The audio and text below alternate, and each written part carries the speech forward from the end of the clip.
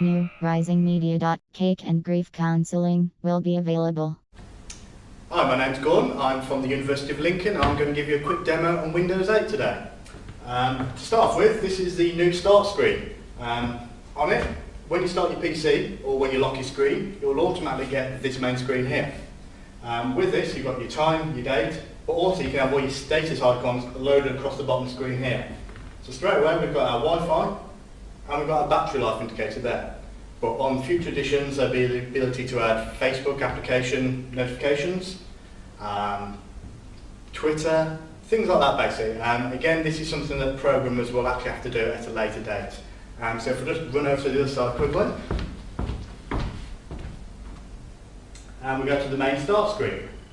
So, on your main start screen, it's pretty much exactly the same to Windows 7. Normally you'd have pictures of all the different users, but on this one, there's just me.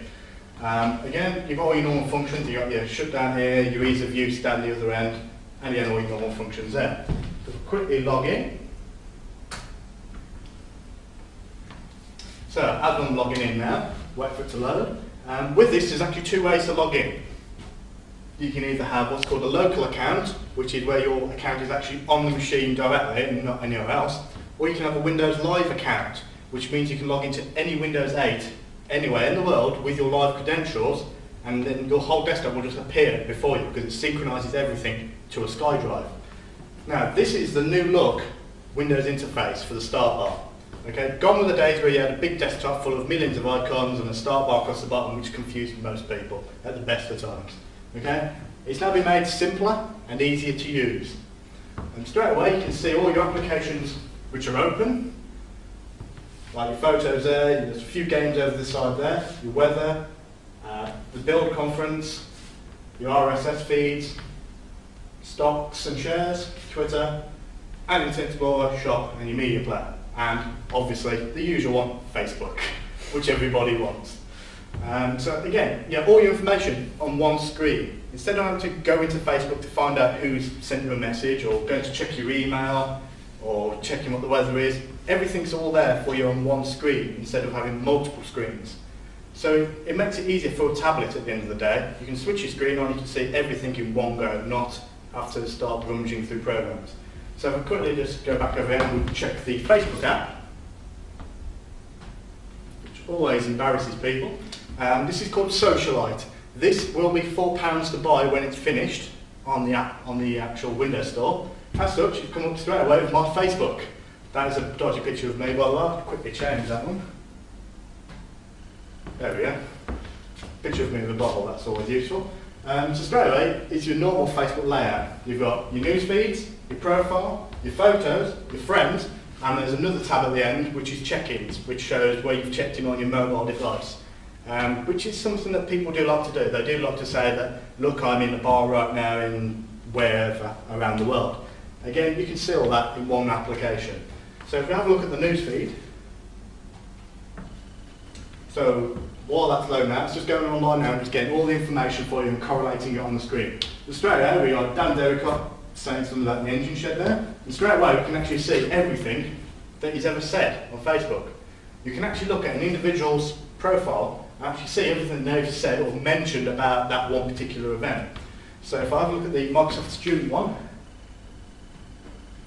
so while that's loading, so that's their recent post, and then you can actually see anything where anyone has actually tagged them in a status, where they've actually put a post themselves, a link, or anything like that that involves them is all there on your one screen for you.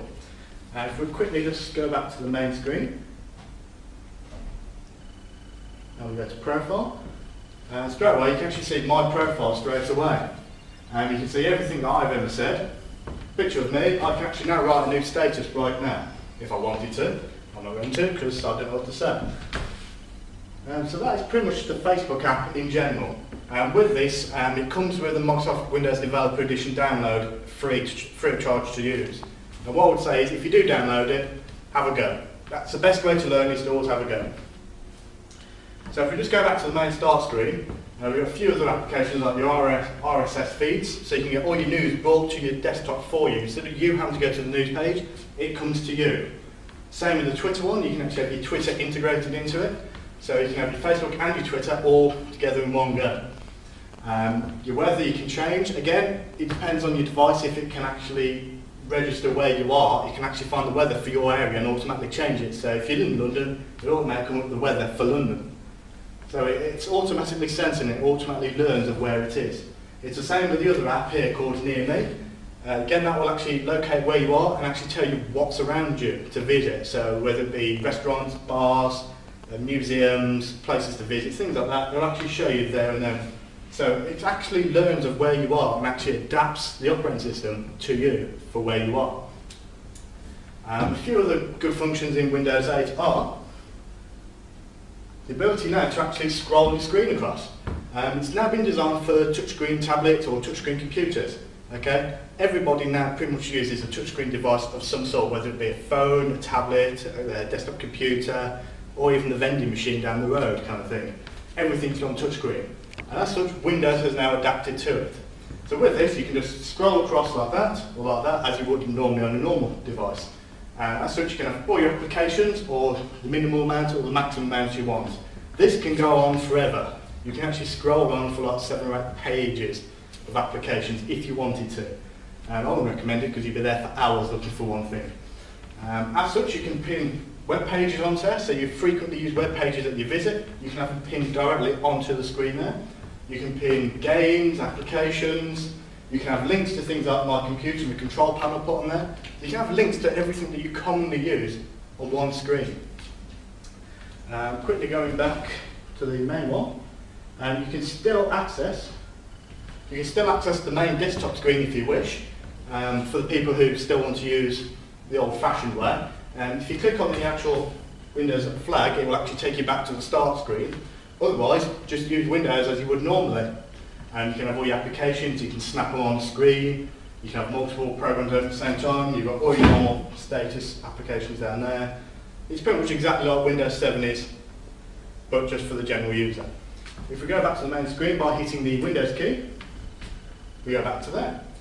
Windows 8 has now been developed for a few different architectures, not only the x86 architecture, which is obviously Intel chips like i7s, Atoms, AMD chips, including the AMD Vision chipsets, but also for ARM architecture.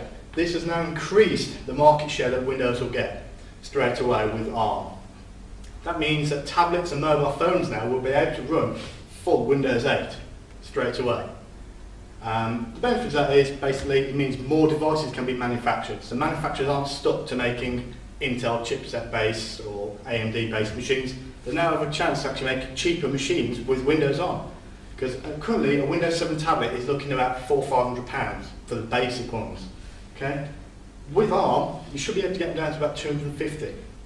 Straight away, that's in most people's price range. £250 for a tablet computer is quite cheap nowadays, especially for a good Android one, you're looking at £300 straight away.